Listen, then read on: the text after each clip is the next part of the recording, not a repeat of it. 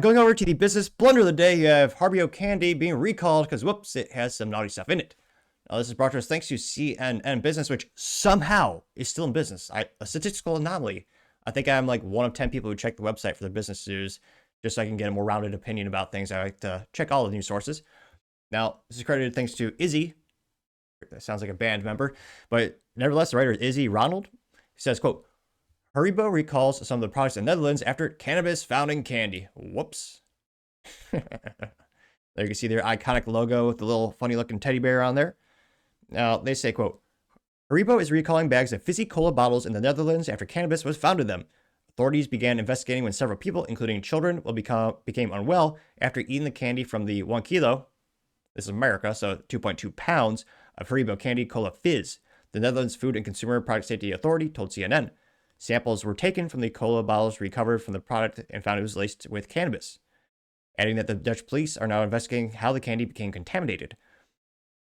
And the Dutch police says, quote, how the cannabis ended up in the sweets is still unknown, unquote. They say though a statement was issued by NVWA, Haribo said it was recalling bags with the best before date of January 2026 and warned consumers not to eat the candy.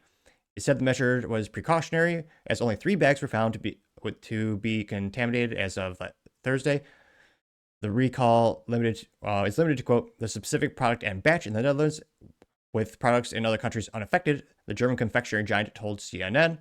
The company is, quote, working closely with authorities to support their investigation and establish the facts around the contamination, unquote. Instances of the candy becoming contaminated with illegal drugs is not uncommon, though they rarely involve commercial products. In 2023, more than 60 elementary school students were hospitalized in Jamaica after unknowingly eating cannabis-laced candy.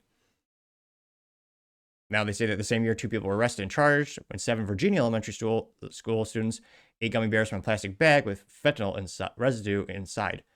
Now, they also know in 2019, Pennsylvania police warned parents after finding packets of the THC-laced edibles, making them to look like Nerds rope candy. I don't think that's been popular since I was a kid. That's still candy though, apparently.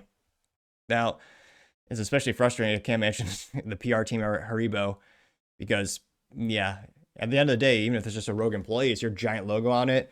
And when I think of their products, I mean, shoot, what decade did they have this?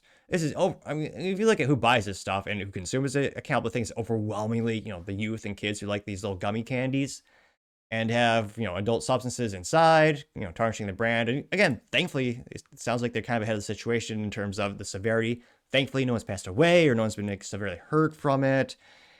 So they're ahead of the situation in that regard, but it's going to cost them a pretty penny to, literally take these all off all the store shelves. Usually have to buy them back from the brick and mortar stores that are sourcing them or distributors. So it's a little bit of a logistic nightmare.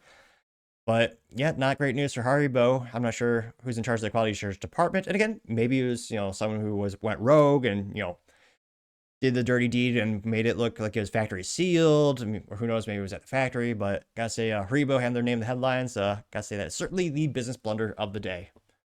Thank you everyone for taking the time to tune in today. Again, trying to get to 6,000 subscribers by the end of the month, so you can click that button. I greatly appreciate it. Also, give me a thumbs up, thumbs down, or comment. It's a great way to give me some additional feedback, letting me know how I can make the show better and better. Lastly, don't forget to take time to tell your family, tell your friends, tell your coworkers, heck, tell your enemies, tell anyone and everyone. Just stay safe and fight the good fight.